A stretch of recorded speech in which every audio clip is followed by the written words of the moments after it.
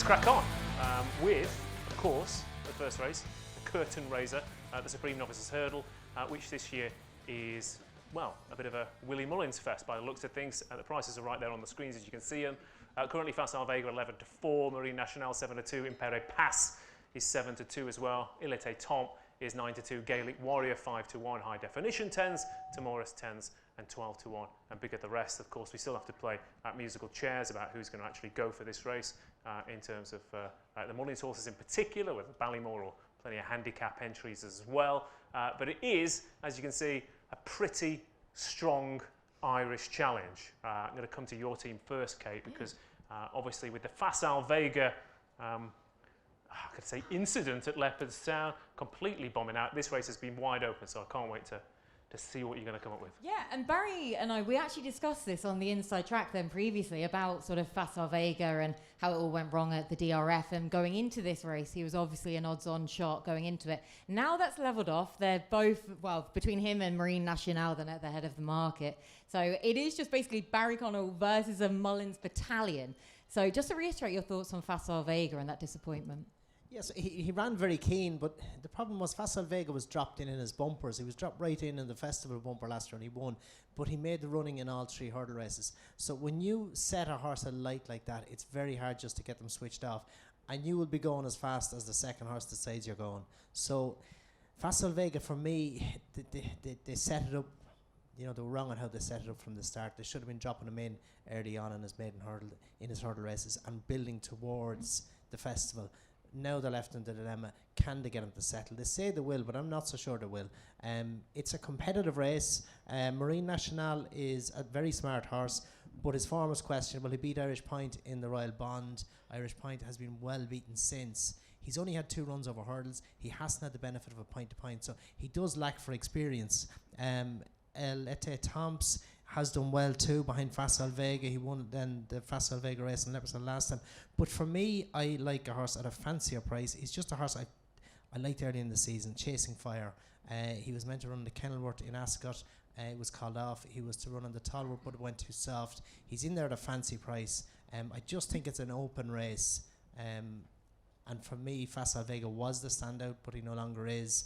And I just thought at a fancy price, Chasing Fire maybe. Yeah, so you're already flying a tiny little Union Jack for us, Barry. We appreciate that a lot. So thank you so much. Andy Holding, the Irish racing expert. Can you put some further cold water on on the British chances in the race, or are you looking away from the head of a market? Certainly stacked in the favour of the Irish, isn't it? I think Timoris is the leading player, and the form of his Tolworth probably wouldn't be up to the scratch of normal years. He's a nice horse, Timoris, but I think, like a lot of Paul Nicholls' horses, I think we're going to see him when he's over a fence next season. And I think he probably want the ground to be a good deal softer than what it's likely to be. I know we forecast 1 or 2 showers next week, which might just help 1 or 2 horses, including Timoris. But I think he might struggle. I think he might struggle tactically because he looks an out-and-out galloper as far as I could see.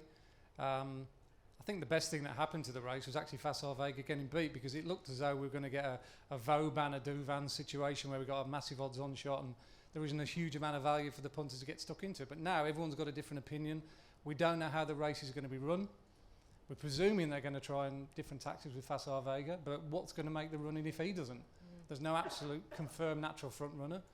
So I think the race is a little bit difficult to be dogmatic about regards pace and where you need to be in the race. But I think the one horse that should be able to cope with pretty much whatever's thrown at him, certainly based on what happened at Leopardstown, is Il Était Temps. I don't think he got a lot of credit for winning that day. Everything was focused on what happened to High Definition, what happened to Facile Vega. But Il Était Temps did a hell of a lot wrong. Danny Mullins had a hell of a job getting him settled and switched off early. They were actually going to try and make the running with him, if you go back and watch the video. He made a bad mistake at the first, and he let Facile Vega then go on, so he's had to resort to plan B. But from that point onwards, he settled into his rhythm, jumped really well, and it was really eye-catching how strong he was from the back of the second last. When he come off the home turn, he really got his head down, he quickened, and he stayed on incredibly strongly to the line. So he's obviously a strong stayer at the trip. Based on the time figures that we keep, I'm a big time figure man. He's the quickest horse in the field, in the sense that obviously there could be others that improve to run a good number in a championship race, but he's already done it at championship level. You're pretty sure that he'll be there or thereabouts based on what he did at Leopardstown. So I think at the moment, with the chances of Impero Pass going to the Ballymore, Gaelic Warrior, we've heard today that he might be going to the Ballymore. I think 9-2, sort of 5-1-ish, around about that mark. If you can get close to that in the day, I think he's a rock solid each way bet. There you go, then Ross has got an Englishman going for an Irish horse, an Irishman going for an English horse. So that's all right. So here comes the Pressbury Cup. So we've started that early. Yeah, it's going to be. Is that going to continue throughout the night? I hope that you're going to start taking each other on like that. I just wanted to ask about, because obviously you were talking about the way that Leopardstown race was run. There's your Champagne Fevers, your classical Dreams, for example, over the years. Mullins horses popping out in the Supreme, dictating the pace from the outset. And is there a potential that if quite a few of those horses, Barry, go elsewhere, that Facile Vega, they don't change the tactics, he does get a slightly easier lead, and how does that benefit you in a Supreme? If that was the case, yeah, but I'm not sure. I wouldn't be fully convinced that Facile Vega can just dictate it the way some of those horses did that you mentioned, because they were actually able to slow the field down. But Facile Vega, he's very forward going. I'd say if there's anything within a length or two of him, it's lighting them up. So it's going to be it's difficult to put the genie back in the bottle, if you like. So when you do release them like that, it's not straightforward to just put them asleep again. So he's probably his own worst enemy. I'd say he's the best horse in the race, but yeah, he's his own worst enemy. Okay, and Champagne Fever, the only bumper winner to follow up in the last 30 years as well. So he's got that to overcome. What do you fancy, Kate? Oh, Marine Nationale all day long. Yeah, I absolutely adore this horse. I'm on the Barry Connell bandwagon. I like Goodland as well for the Ballymore, not to quickly throw it forwards. But yeah, Marine Nationale, goodness me, he's been so underestimated for me. And the form that he showed, I mean, how he managed to win on his most recent outing was just, like, I love Michael O'Sullivan. I think he's a fantastic jockey, doesn't make mistakes. I think the horse got him out of trouble, though, I have to admit. I think that he was relying on how much pace his horse had going to the last, missed the last, still managed to get up. The form was boosted in Valorlas of Nace subsequently. I love Irish Point. I know he disappointed last time out, but for me, that is still strong form. We knew he was going to get put away for the winter, away from the deeper ground. So coming back for the spring, better ground, Marine Nationale, going to take all the beating for me. Bullish. There you go. Very bullish. Yeah, that's more like it. Yeah, that really is bullish. Okay, there's a Supreme Novices preview then. Plenty of opinions there. I'm sure you've got your own. Moving on then to the Arkle, the second race of the Cheltenham Festival, of course. And we've got, I mean, it could be an absolute crackerjack of a head-to-head. We've already seen John Bon and El Fabiolo over hurdles, of course, at Aintree last year, where the experienced John Bon was given a bit of a fright. But El Fabiolo, they're lining up 6-4. You can't split them.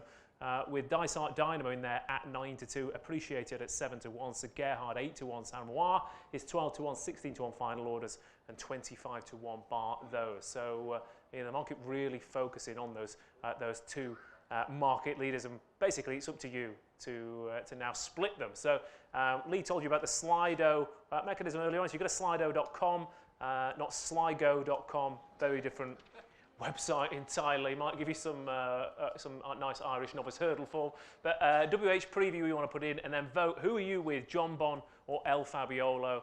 And then we'll get those poll results as they go on, and we're going to have those throughout the night. So Leonna, going to come to you for this Arkle. Of course, there's people voting already, going for John Bon. I don't know if that's got anything to do with who owns him and who's on the panel, but he's sure to have a big chance. It's not just a two-horse race, though. No, absolutely not. I know AP is pretty bullish about John Bon. As regards the market, you know, it is pretty lopsided to those two. The top of the market always tends to do very well in the Arkle, not surprising. I thought it was tight between the two. AP, we'll come to you first, because, of course, not many horses have got anywhere near John Bon. As you mentioned, El Fabiolo has got close to him before. And I thought El Fabiolo's jumping has got plenty of work to do, but he has still been winning by good margins, beating decent horses. Banbridge, I thought was great last time, but I know you've got high hopes for John Bon. Yeah, I think when you look at horses that go from hurdles to fences, you have to ask yourself the question: are they better at chasing the hurdle? And I'd say that John Bon is most definitely. El Fabiola got close to them in entry. And he only had one run before then, so they're probably thinking that he could improve from that. But John Bon is a pretty sure-footed jumper. He spends very little time in the air. He's kind of straight back and bends his knees, but looks safe doing it. I wouldn't be surprised this time next year if he ends up running in a King George rather than, but I do think that he's a good enough jumper, and I think he's a fast enough horse, and he stays well. I just think he's as novice chasers go, I think he's pretty solid, and Al Fabiola won't be able to make mistakes anywhere near him, because if he does, he'll get behind. So I think John Bond I just think he's very sure-footed, and I do think that he's a much better chaser than he was a hurdler. Yeah, obviously Ross said there, is it just a two-horse race? Obviously we've got the kind of next couple in the betting. I've already finished, behind either John Bon or Al Fabiolo in recent starts. Anyway, Andrew, do you see it that way as well? Yeah, I appreciate it. I'd likely go 2.5, I think. So Gerhard probably won't be lined up in the race. I don't think it'll be a big field. Just John Bond, I think the run at Warwick last time out, muddling race. Aidan sort of probably went a bit too slow on him, I think, in the early stages, and didn't really wind him up, and it looked like he was going to struggle, but in the end he won well. Look at his Sandown run in the Henry VIII. You don't see many horses and novices jumpers quick and slick round there. I think the time was only about 1 second slower than the race that Edwardstone won. So, and he never came under any pressure whatsoever. I just think he's a horse who's growing up. Bearing in mind last year he went toe to toe with Dysart Dynamo in the Supreme up in front, and then one of the best horses that I've seen came whizzing by, and I thought he did exceptionally well to keep going like he did, and he was whereas the jumping over fences has been exemplary, and I just think he'll be very straightforward. He's got less ifs next to his name than the other joint market in the leader, who can make the odd mistake here and there. So I'd be a John Bond fan. All John Bonds then. What about you, Leonna? Yeah, I mean, I'm going to probably stick with him. I said to you, I probably would have half-backed Banbridge each way if he was going to take his place, but we don't think he is, do we? He'll probably go for the Turners. So all boring John Bond. Yeah, I think the polls agree with you. About 59% going for John Bond, 41% El Fabiolo.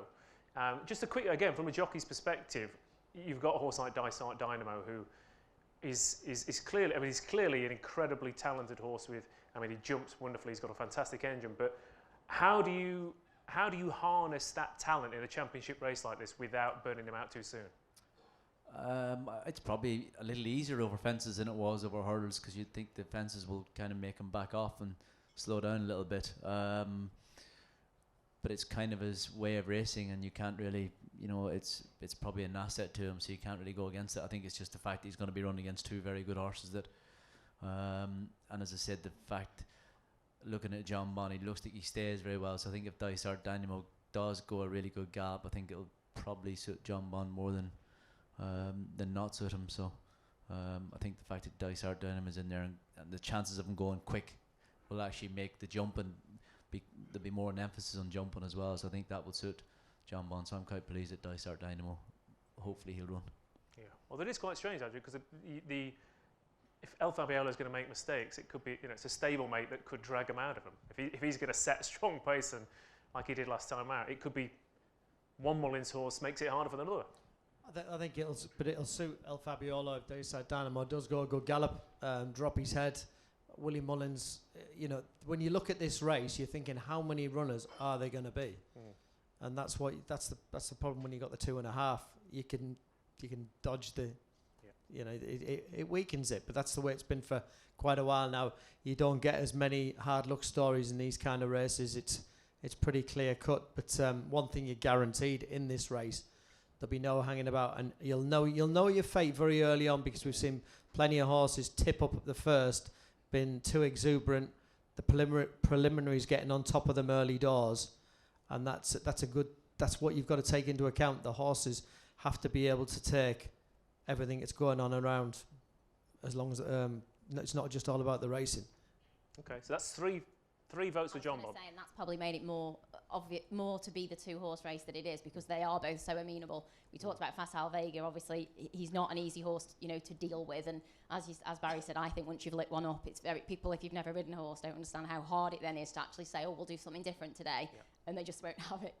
These two are both very amenable. They're both easy horses, to ride, and the way they go through their races, which makes you even more think that the race will suit both of them, regardless of kind of how many runners there are or how the race is run. Yeah, it is a shame. I mean, the races are going to be very good, but if that was the Arkle lineup and you knew they were all going, there'd be an absolutely cracking renewal. It's still going to be good, but a few of those will go elsewhere for the other novice chasers. So, and maybe even to handicaps as well.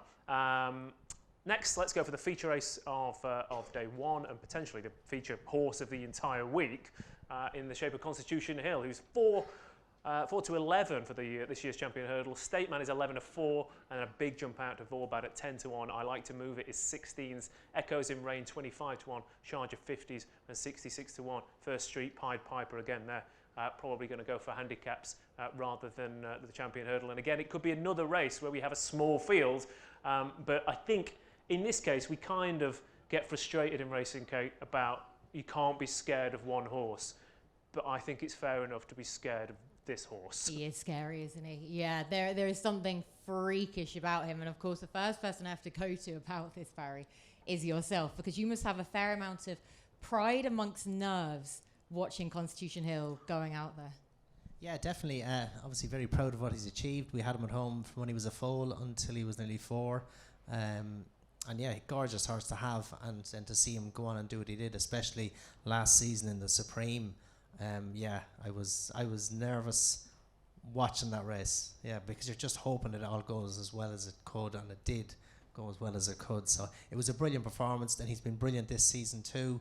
If he reproduced that level of form, he's going to win and win well. But you can't take that for granted. It's Cheltenham, and you will often have horses, for whatever reason, they just don't perform on the day. So it's not in the bag until it's in the bag. As regards the opposition, Stateman is the obvious second favourite. He's a horse who's progressed well, but if you were to pick holes in his form or try to, Pied Piper was 6 lengths behind him in Leopardstown. He's 66-1. Now I know Stateman won well, but if you took Constitution Hill out of the race, I think he would be a very opposable favourite.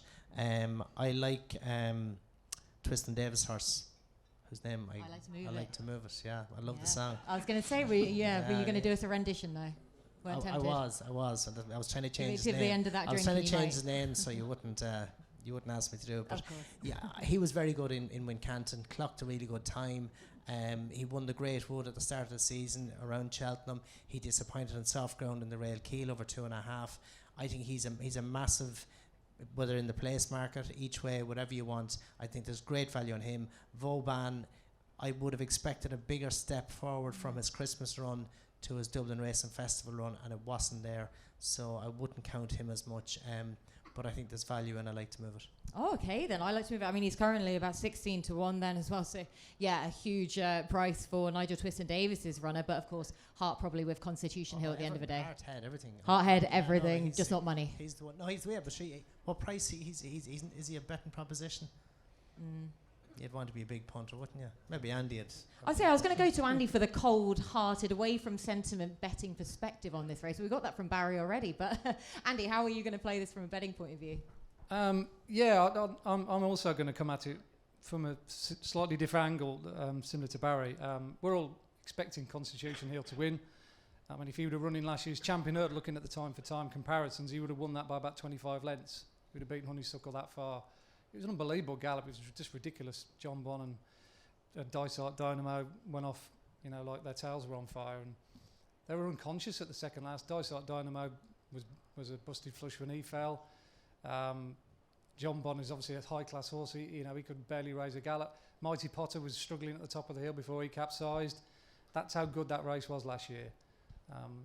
And it's just basically a question of getting the open top bus ready for the drive around Seven Barrows, isn't it? But there's more than one way to skin a cat in this game. I'm not going to sit here and tip a 2-7 chance when there's a bit of value to be had elsewhere. And similarly to Barry, I'm a paid-up member of the I Like to Move It fan club as well. I've backed him actually without the favourite, and I think that's probably the angle to go. It's going to be fascinating to find out how this race pans out, because both Constitution Hill and State Man, by hook or by crook, have actually made the run-in on their last couple of starts. Don't think that's necessarily been the plan with State Man or Constitution Hill. So who's going to make the run-in here? Maybe not so sleepy. He might be the sacrificial lamb. Who knows? But I think it's going to be fascinating to see how this pans out, who goes where. And I think sometimes when you get a situation like Paul Townend's going to be in, he's riding the second favourite. So he'll be riding the race to win and beat Constitution Hill. And I think Constitution Hill will break his heart. So therefore, the one that's most likely to pick up the pieces is the one that's ridden off the speed, almost ridden for a place, and then he runs through and fills out the second spot. That's the way I see it going. And I like to move it. Clocked an unbelievable time figure when he won at Wincanton. The fastest time figure of any hurdler this season, including Constitution Hill when he won at Kempton. So he's improving at the right time. He loves Cheltenham when he battered a good field in the Great Wood. So I think he's definitely the value. You can either back him each way at 16-1. That's basically even money if he finishes in the first three, and I think he will. So I think he'll beat Vauban. So you're getting better value there against Constitution Hill. And if you back him up, I think it's 4-1 with William Hill without the favourite. I think you've got a good chance of copping that as well. And on runner money back, of course, we are with William Hill as well. When you've got a whole load of mares in there that are unlikely to run in this, it's a bit of a given, really. Yeah. Yeah. So I think there's good sense behind that. There's a lot of agreement on this side, isn't there? I like to move it for these lads at a fair price. GB votes as well. Exactly. Go on the Pressbury Cup coming back home. Yeah, this is what we like to hear. A bit of sentiment and a bit of patriotism. So there you go. I think you're all team. You've really taken this, versus this head-to-head, because we're going to go the championship races. We are going to have a proper head-to-head. So I want to see these guys completely tear apart all those arguments. But yeah, and well done on a night sponsored by William Hill for tipping up possibly the worst bad each way bet you could have in this race. So I'm sure they'll absolutely love that. But yeah, it's I like to move it potentially. Are you going to risk a rendition of the reel-to-reel hit from the 90s, or are you just going to tell us what wins the champion hurdle? No, I'm not going to sing. I like to move it though. I'm not copying, I promise. I found it really interesting for Nigel and Sam both to kind of come out and admit that we didn't think he was very fast, but clearly, based on the Wincanton win last time out, he really was, and things really ran to suit him, and the fact that they will go quick, I think won't do him any harm at all. He clearly liked the sharp track. I thought there was loads of positives for me in him, and I was surprised that he was still quite as big. I don't think he's going to beat Constitution Hill, no, but I do think at 16-1 he's overpriced and he's value in the field, so agree with the bet in the race anyway. Andrew, we start at the end? I was the State Man form beating Honeysuckle last time. I didn't think Honeysuckle moved particularly well, and I don't think she fired, and he went and won by 5 lengths, so I'm just not sure how strong that form is. He's won a county hurdle, but we're just saying that Epatant's not priced up in here, whether she goes for this or the 2.5.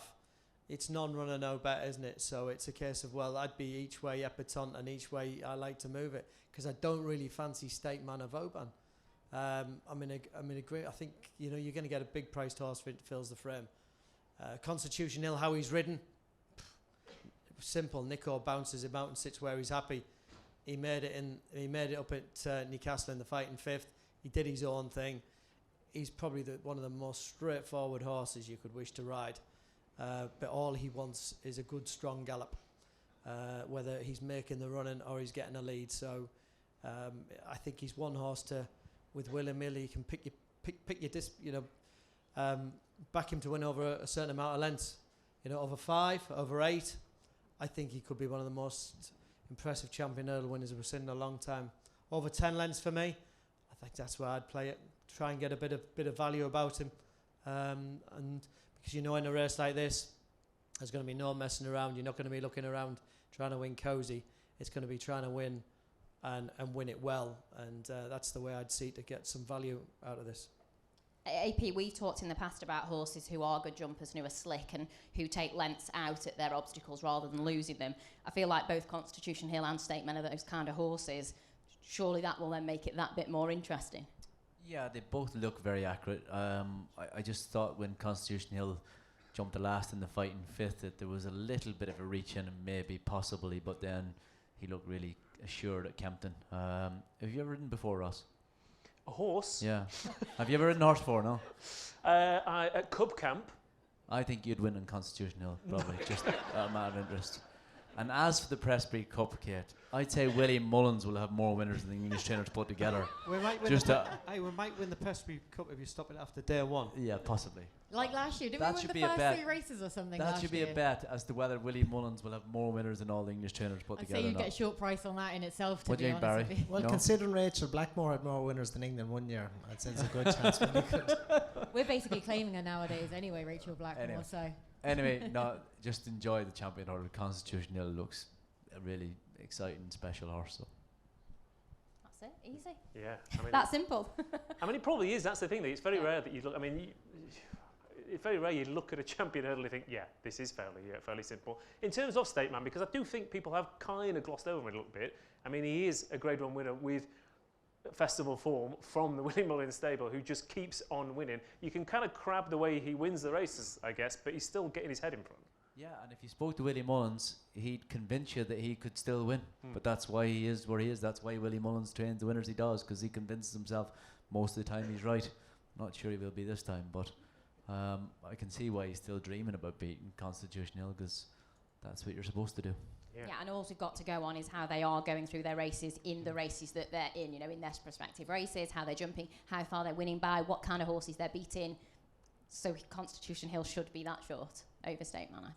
Yeah, Sure. I think, yeah. But I think everyone's agreeing that I like to move. It could be the each-way play, the fly in the ointment.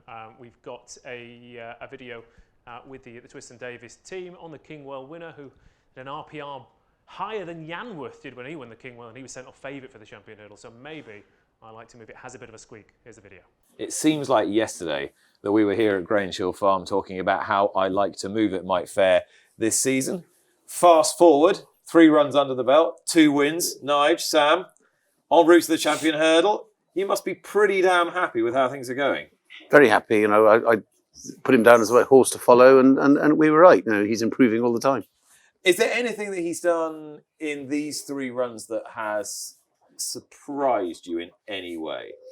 Yes, the race he was beaten in, you know, we thought he'd stay all day long, but it didn't suit him 2.5 miles. And, you know, we learned a lot from that.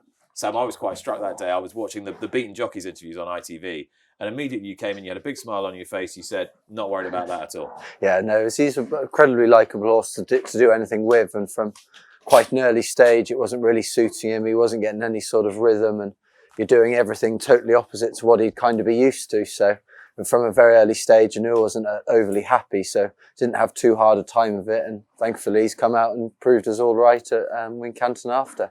And of course, what you do know is that he does like Cheltenham because he won the Greatwood so well under top weight. Just talk to me about that day, because it was an unusual type of race. They missed out hurdles. There ended up being a long run in. You know, he had to do quite a bit of dirty work. Yeah, it was. We were on the front end wanting to be aggressive, knowing that we thought he stayed the 2 well. Then obviously when obstacles are taken out, it's never ideal, and you're turning in for a very long run in. But he was very honest, galloped out well, and just has a great attitude, which suits. But it seems a bit ironic now. We always thought a stiff 2 suited him well, and he's gone round one of the sharpest 2s in the country around Wincanton, and has been his most impressive performance yet. So I guess it just shows he's actually got a little more pace than we probably give him credit for. Plenty of positivity for I Like to Move It for the Champion Hurdle. I think everyone's on the panel has agreed Constitution Hill wins. I Like to Move It gets into the frame. Last race we're going to look at on day 1, of course, is the Mares Hurdle, where we have, of course, a Champion Hurdle winner in the shape of Honeysuckle, head of the market, 2-1, Marie's Rock 3-1, Epatante 7-2, Brandy Love 5s, Echoes in Rain 6-1, Love Envoy is 6s, Theatre Glory is 10s with Queen's Brook, and She Wears It Well is 12-1, 14s bar those. And we were saying about Leonna about the way that the plenty of novice chasers kind of are weakening the Arkle field a little bit. I mean, this is a cracking race with plenty of horses who should be really in the Champion Hurdle, but if they all go for the Mares, it's going to be an absolute blinder. Yeah, absolutely. I mean, I think we're thinking Marie's Rock's going to go to the stayers, aren't we? So, I mean, that will change the race complexity massively. Honeysuckle, I mean, we've seen some unbelievable form from her. Obviously sent Benny Didio into retirement, and is it going to be as simple as her? She's going to drop into the mares and then she'll go off into the sunset and go and be a mother and live out her happy life. I hope that's the case. I don't see why that won't happen if Marie's Rock doesn't go there, which I don't think she will. What do you think, AP? Listening to Nicky Henderson, it sounded like he was favouring the Mares Hurdle for Marie's Rock, but I think he just wasn't sure about Epatante, so it depends, I think, on what she's going to do. Epatante definitely looked, look, she was entitled to win the way she won in Doncaster last time, but I seen her working in Kempton on Monday. She worked really well. Aidan was really happy with her, so you just look at Honeysuckle and you think, is she not as good as she was? Did she just get beat by better horses? Her run in the Hatton's Grace was probably as good as her wins in the Hatton's Grace when she finished behind Teahupoo. And